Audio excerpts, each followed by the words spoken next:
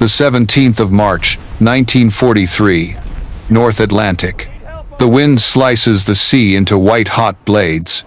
Convoy HX 229 plows through the waves like a herd of giant beasts. 41 merchant ships, laden with goods and food, trudging toward a starving Britain. Each ship is a lifeline of freedom, each engine's hum, a heartbeat the enemy lurks to hear. On the bridge, Captain James Bannerman presses binoculars to his eyes. The cold wind numbs his hands, but he knows what waits out there. U-boat, iron wolves, lurking beneath the black depths, patiently listening for the first sound to strike. He orders a speed reduction, switching to a zigzag formation, but he knows it's a ritual of futility. When a convoy is this loud, tactics mean nothing.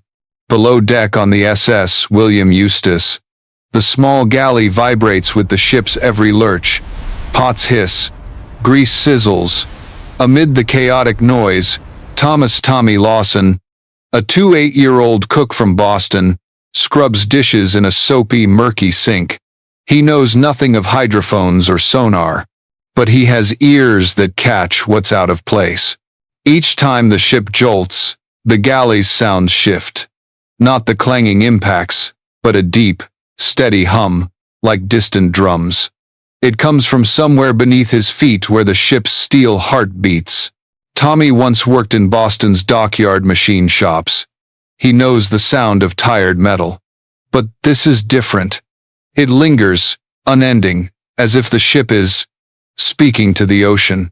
At 120 meters deep, beneath the icy waves, German Captain Franz Mansack on U-758 listens through hydrophone earpieces.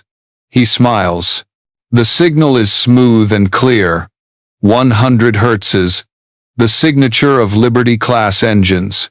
Bearing 280, multiple screws, the technician reports. The sound is dense, like an unending symphony.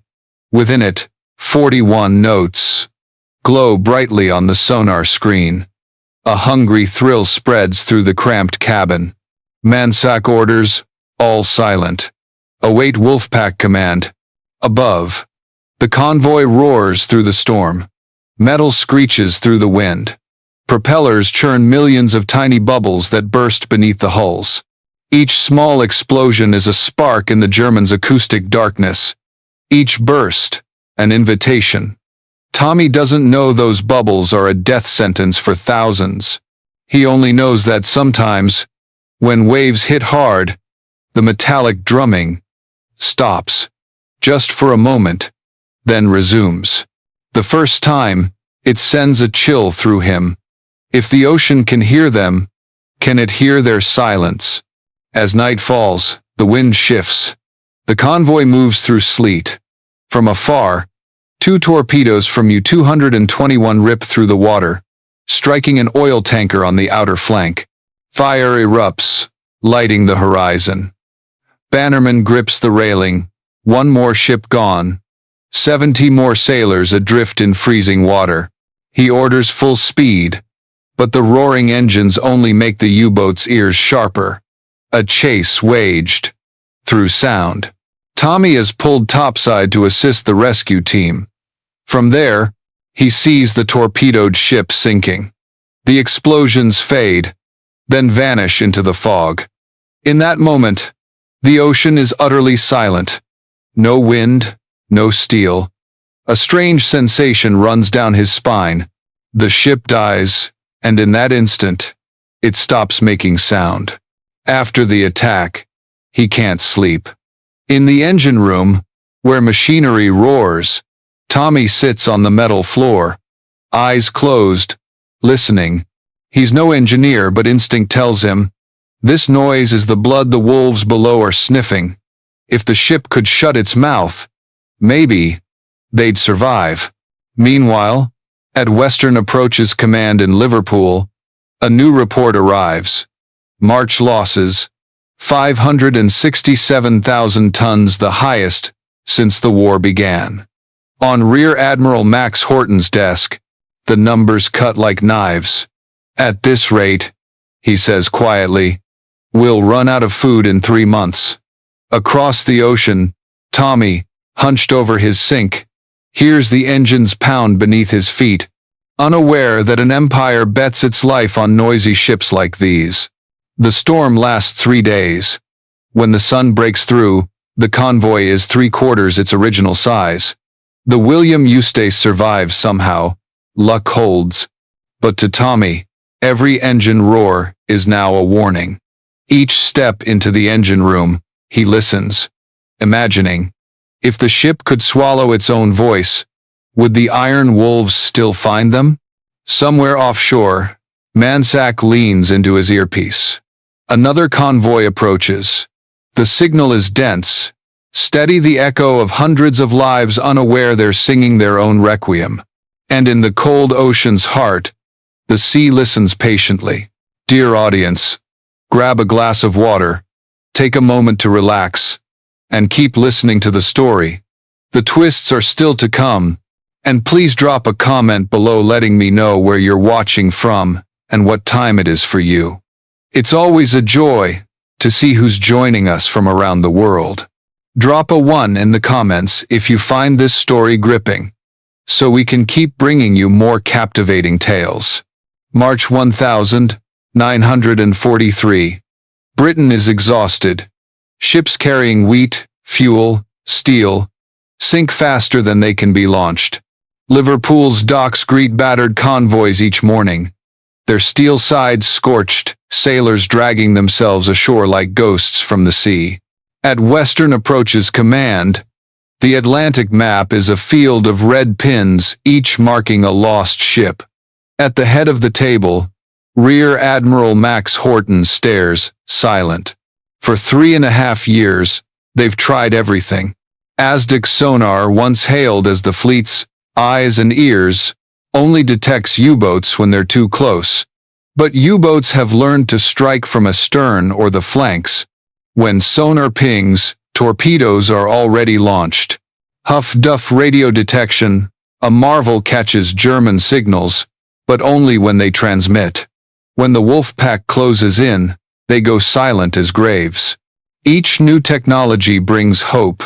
Each updated loss tally kills it. Professor Patrick Blackett, Nobel laureate, writes in a classified report, mechanical noise from convoys is detectable up to 80 nautical miles. Eliminating this sound is impossible without redesigning the entire propulsion system. Even Dr. Harold Burris, the Navy's chief architect, gives up. A silent ship cannot be built, he writes. The ocean hears everything. At the Atlantic Convoy Conference in London, the 4th of March 1943, the air is thick as cigar smoke. The strategic map lies on the table, but all eyes see is red. Rear Admiral Leonard Murray of Canada taps the table. Gentlemen, we're losing because of our own noise. The enemy hears our convoys from 50 miles away. If we can't silence them, we'll lose the Atlantic by summer.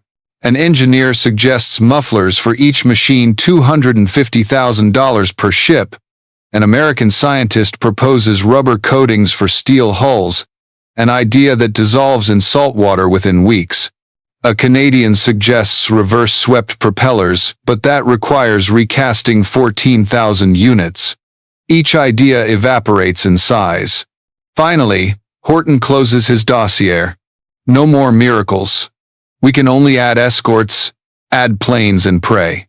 His words spread through the halls like a death sentence. Across the ocean, on the William Eustace, Tommy Lawson sits in the engine room each night, ear pressed to the steel wall, listening to the ship's vibrations. Each time the engine shifts, the rumble echoes in him like a giant's heartbeat. He knows nothing of London's meetings, only that something in this sound calls his name. One evening, the ship passes through calm waters. He notices, when water hits the hull at a certain angle, the deep hum seems to vanish. Not entirely, but softened, as if the ocean hides them for a moment. The thought jolts him upright.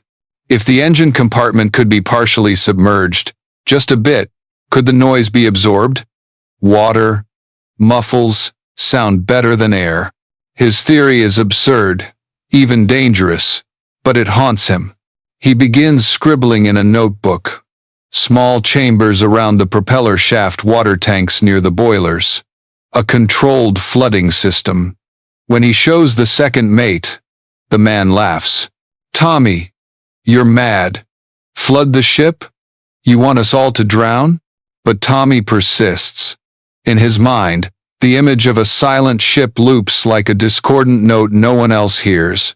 Meanwhile, in Liverpool, another red pin pierces the map. Convoy SC 122 attacked, 12 ships sunk. A young officer blurts, "Maybe it's time to stop sending ships." Horton doesn't reply. He stares out the window, where rain and wind lash the glass, knowing that if the ocean doesn't quiet, Britain will drown in its own noise. February 19, Mid-Atlantic. The William Eustace sails in Convoy SC 118. An alarm blares. A ship ahead takes a torpedo. Tommy races to the engine room with Chief Engineer Donald MacLeod. Amid hissing steam and roaring steel, he hears a hollow sound from the dying ship, water flooding in. Then silence. That silence stuns him. The ship vanishes from the world and from every hydrophone. The ocean swallows its noise. As the ship lurches, MacLeod shouts, "Get back to the galley, Cook. This isn't your place." But Tommy grabs his arm. When water floods in, the noise stops. "If we deliberately flood, enough. Are you insane?" Tommy steps back, silent. But in his mind, a thought sparks like lightning in a storm. If the silence of death can save the living. When the ship docks in Liverpool, on March 24, Tommy gets 48 hours rest. Instead of hitting the pub like other sailors, he marches to Western Approach's headquarters, home to the Navy's sharpest minds. No pass, no letter of introduction, just an oil-stained notebook and a crazy idea. The guard stops him. "You can't come in, Yank. This is a military zone. I need to talk to an officer about the convoy's noise, and I need to get you out." They grab his arms to escort him out. Then a voice echoes down the hall. "Wait, what did you say about convoy noise?" A young officer, face gaunt from sleeplessness, turns to the grimy cook. His name is Peter Gretton, an escort commander who lost 13 ships in one night. That look, exhausted but burning, changes everything. Early morning, Liverpool. Rain stabs the docks like needles. Tommy Lawson stands in the cold stone lobby of Western Approaches, soaked, clutching his greasy notebook. Naval police grip his arms, pushing him toward the door. "You're not allowed here," one says. "I have to talk to someone about the Liberty ship's noise." Tommy insists. "I have an idea." They laugh. "Everyone's got ideas, pal. This is war, not an invention contest." As they move to eject him, a voice cuts through. "Hold on." Peter Gretton, 29-year-old naval commander, face weathered by sea winds, returns from escorting convoy ONS 5, where he lost 13 ships to the Wolfpack. He eyes the filthy cook with curiosity and fatigue. "What's this about convoy noise?" Tommy turns, voice trembling. "I work on the William Eustace. I think I know why U-boats hear us. I think I can make them not hear us." Gretton narrows his eyes, stepping closer. "I'm listening, Cook." Tommy opens his notebook. Creased pages, scrawled with cylinders, water chambers, arrows tracing sound paths. He speaks, not in an engineer's tongue, but a worker's instinct. "When a ship's torpedoed, I hear it go silent. Water floods in, vibrations stop. If we can control flood around the propeller shaft and boilers, water will absorb the vibrations instead of broadcasting them." The room falls silent. An officer laughs. "You're suggesting we sink our own ships?" Gretton doesn't laugh. He crosses his arms, studying the drawings. You think water won't wreck the machinery? Not if we keep it in sealed chambers, Tommy replies. Just a thin layer around the mounts, enough to dampen vibrations. No high-tech, just steel, welding, and time. Gretton nods slowly, half believing, half doubting. He's seen countless crazy ideas die in meeting rooms, but something in Tommy's eyes, desperation mixed with absolute conviction, stops him from dismissing it. Follow me, he says curtly. 2 hours later, they're at HM Dockyard, where the escort ship HMS Sunflower awaits repairs. Gretton claps the chief engineer's shoulder. We're running a small experiment. Keep it quiet. No reports. The engineer frowns. What about Admiralty's orders? No orders, Gretton replies. And none needed. They start that night. Tommy stands in the welding yard, torch in hand, explaining with fervor. We'll weld steel tanks around the propeller shaft housing, fill them with seawater. Then place rubber water bags around the engine mounts. When the engines run, water absorbs most vibrations. Sweat drips down his back, but his heart beats with the clang of hammers on metal. 3 days, no sleep. Old oil drums are cut, welded, filled with water. Each weld completed, Tommy listens to the steel's breath, as if the ship is being healed. Sailors watch, half admiring, half convinced he's mad. A cook teaching engineers how to weld ships? Someone jests. Gretton only says, let him be mad a few more days. We're out of miracles. On March 28, they tow Sunflower to the Mersey River. A test submarine, HMS Trespasser, dives deep. Hydrophones ready. Tommy grips the railing, knuckles white. Engines start. The hull hums softly. Minutes later, Trespasser signals. Clear as day. Noise unchanged. Silence. Wind whistles through the anchor chains. Hope fades in their eyes. Told you. Engineer Whitby mutters.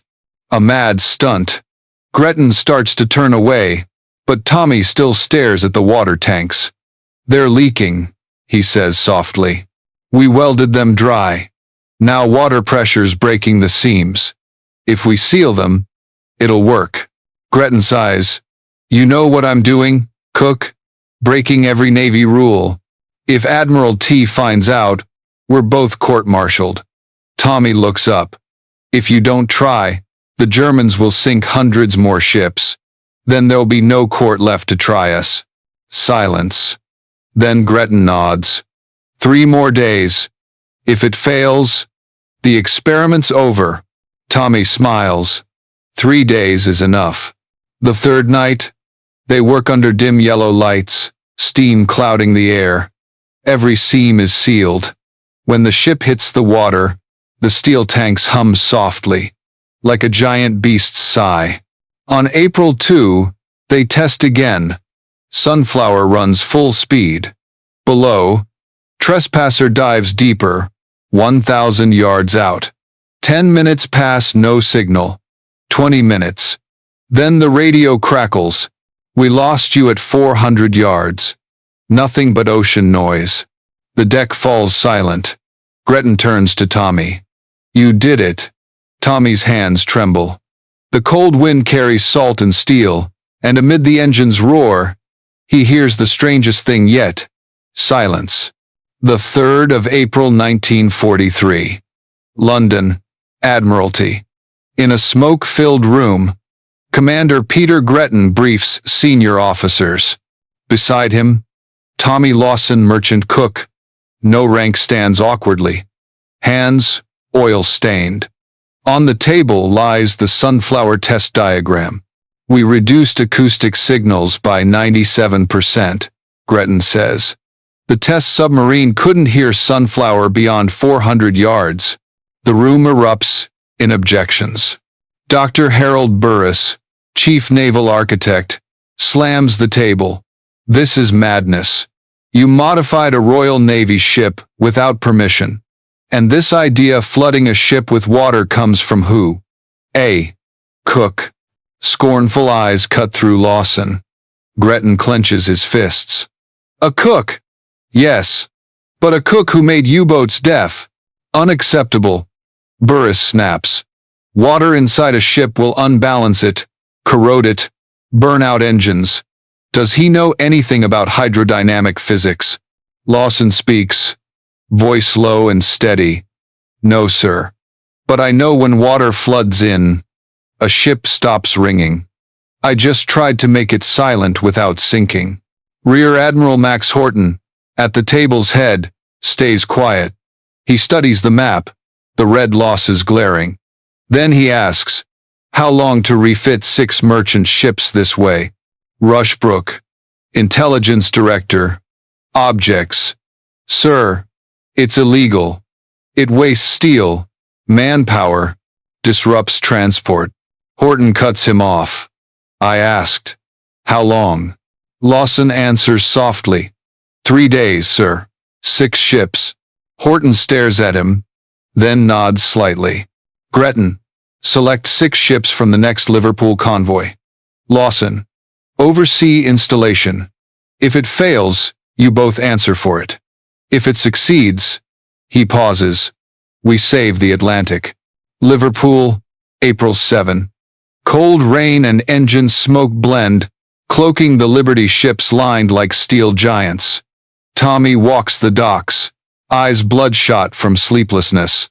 Under Gretton's watch, 6 ships are chosen: SS Daniel Webster, SS John Davenport, SS Samuel Eliot, SS Benjamin Key, SS James Herod, and Tommy's own William Eustace, ready for transformation. Welding teams work 64 hours straight. Cylindrical steel tanks are fitted around propeller shaft housings. Rubber water bags are placed at engine mounts. Everyone sees it as a bizarre, homemade contraption. An engineer shakes his head. Are we building plumbing or warships? Tommy doesn't answer. He knows they laugh. But he also knows Trespasser couldn't hear Sunflower.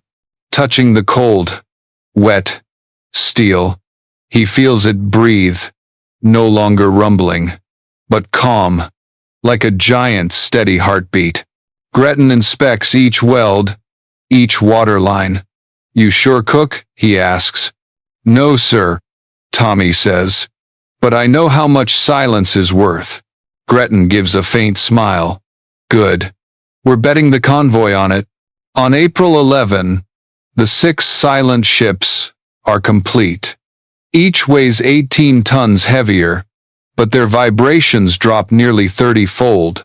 Sonar data shows noise frequencies vanish from the 15 kilohertz's range, the U-boat's hunting ground. The night before departure, Tommy stands on William Eustace's deck, watching rain drip onto the steel. The wind carries salt from the sea. He recalls the galley's endless roar. Now gone. The ocean is quiet, as if listening to something new. April 22. Convoy 184 departs Liverpool. 43 merchant ships, escorted by 8 warships. The 6 silent ships are scattered in the formation. Only Gretton and Lawson know their secret. On the German map, Wolfpack Miso waits 17 U-boats spread in a crescent across the Atlantic, ears tuned for prey. Below, on U-264, Captain Hartwig, a seasoned hunter, presses his ear to the hydrophone. The sonar screen flickers, waves pulsing like a heartbeat.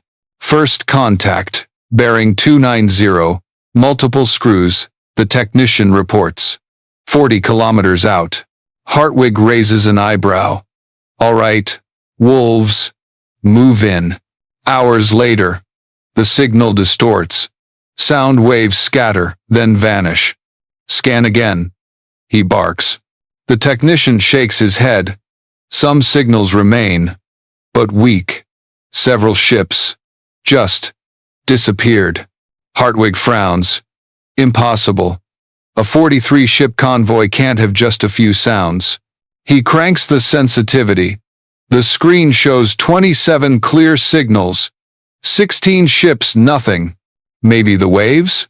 The technician whispers. Hartwig stays silent. He knows it's not the waves. The ocean is too quiet, and that silence hides his prey. Above, night falls. Moonlight glints on silver waves. William Eustace sails mid-formation, engines humming softly under Tommy's feet. He leans on the railing, hearing only wind through the cables. No familiar roar. The ship is a ghost, gliding through fog. Gretton steps up from the bridge. "Hear anything, Cook?" Tommy smiles. "Nothing, sir. The best thing I've ever heard." They look out to sea. In the distance, water columns erupt, U-boats firing torpedoes at the outer ranks. But the center, where the 6 modified ships sail, moves calmly, invisible on German sonar. At 100 meters deep, Hartwig slams the hydrophone. "Why are the signals gone?" The technician stammers. Only a few ships are loud, the rest completely silent. Hartwig orders, "Track the loudest ones. They're the easiest prey."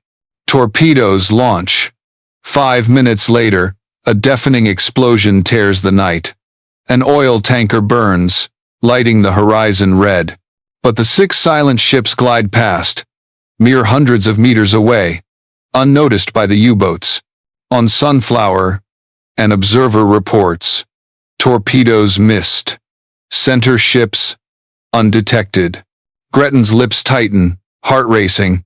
He knows they're witnessing not just a miracle but the dawn of a new era. April 27. Morning. Convoy 184. Presses on 600 miles off Ireland's coast. Wolfpack Mesa pursues, frantically signaling. But the more they scan, the more they lose the trail. After 18 hours of attacks, 9 merchant ships sink, 3,200 men lost to the sea. But in his final report to Berlin, Hartwig writes one line. Part of the convoy cannot be heard. It's like hunting in silence. On May 7, Convoy 184 docks in New York. The 6 Lawson-modified ships are unscathed. Not a scratch, not a torpedo near them. When the radio reports, Horton says only, "Begin fleet-wide implementation." That night, Tommy sits on the deck, watching Manhattan's lights twinkle. The sea is calm, only wind brushing the steel. He thinks of those who mocked him, of ships burning like torches in the night, and his throat tightens. Gretton joins him, handing him a typed note from the Admiralty. Lawson's sound dampening system adopted as fleet standard. "You did it, Cook," Gretton says, voice hoarse from sea wind. "No one's calling you mad anymore." Tommy smiles wearily. "Sir, I just wanted a little quiet." They stand, gazing west, where the sun paints the horizon red.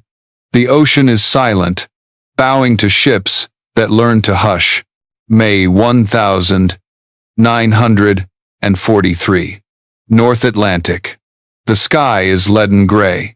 Cold winds sweep the sea, where hundreds of Liberty ships still forge through waves. But this time, the ocean hears less, and that makes it fear more. Within 6 weeks of Convoy 184, the Lawson dampening system is urgently installed on nearly 1,000 merchant ships. Shipyards in Liverpool, Glasgow, New York work round the clock. Costs are a tenth of building new. Installation drops to 48 hours. Simple, effective, and above all, silent. On May 1, as Convoy 214 leaves Halifax, 60% of its ships are muted. Meanwhile, the notorious German Wolfpack, Amsel intercepts. But when they arrive, all they hear is waves and wind. At U-boat command in Lorient, Admiral Karl Donitz stares at a map. Red dots marking lost submarines multiplying daily. "We can't hear them anymore," an officer reports. "Our sonar detects nothing until it's too late." Donitz is silent, then whispers, almost in disbelief, "The ocean has gone quiet on us." From May 1 to 31, 41 U-boats are sunk, a quarter of Germany's submarine force. Losses so high, the Nazis name the month Black May. The Royal Navy calls it the month of silence. The cold numbers tell a miraculous tale. Before April, each skirmish saw U-boats sink 3 merchant ships for every one lost. After the dampening system, the ratio flips. 1 merchant ship lost per battle, but 4 to 5 U-boats destroyed. Sonar detection range drops from 11 nautical miles to 0.6. An unprecedented plunge in naval history. On William Eustace's deck, Tommy leans on the railing, wind tousling his hair. The engines hum softly, like steady breaths. The ocean below no longer echoes with deadly reverberations. He thinks of those lost, of ships burning in the night, and his throat tightens again. Gretton approaches, handing him another Admiralty note. Lawson's sound dampening system recognized as Fleet Technical Standard. "You did it, Cook," Gretton says. No one's laughing now. Tommy smiles faintly. "Sir, I just wanted silence." They stand, looking west, where the sun bleeds red. The ocean whispers, respecting ships that learned silence. 2 years later, the war ends. When Europe's final guns fall silent, Lawson's system is on over 20,000 merchant ships and 160 escorts. It becomes the foundation for the Prairie Masker system, using compressed air bubbles to mask engine noise still used on U.S. Navy ships today. In June 1945, in a quiet London ceremony, Tommy Lawson receives the Order of the British Empire. He bows, saying nothing. When reporters ask for an interview, he replies, "I didn't invent anything. I just listened to what everyone else ignored." After the war, he returns to Boston, opening a small diner in Dorchester. Locals know him as cheerful Mr. Lawson. No one mentions the war. In 1978, a naval historian visits, telling his wife the truth. Her husband saved over 4,000 sailors from the sea's depths. When Tommy dies in 1991, the Boston Globe runs a brief obituary. Diner owner, former merchant sailor, aged 76. No mention of silent ships, no word of Black May. But at his funeral, 3 elderly Royal Navy officers attend quietly. They place a folded paper in his coffin. It reads 8 words. "Thanks to you, we came home." Today, at the U.S. Naval Academy, students learn of the Lawson effect. A slide reads, "Innovation needs no degree. It needs courage to challenge what everyone knows is impossible." The ocean still roars, waves crashing as they have for millennia. But amid that noise, there's a silence, the silence of a cook who stopped the sea from hearing death. Amid war's clamor, one man chose silence. Not from fear, but because he believed in that quiet lay the answer the world sought. Thomas Lawson was no history book hero, just a cook told to get back to his galley. But in that stifling kitchen, he heard what thousands of experts missed: the echo of life.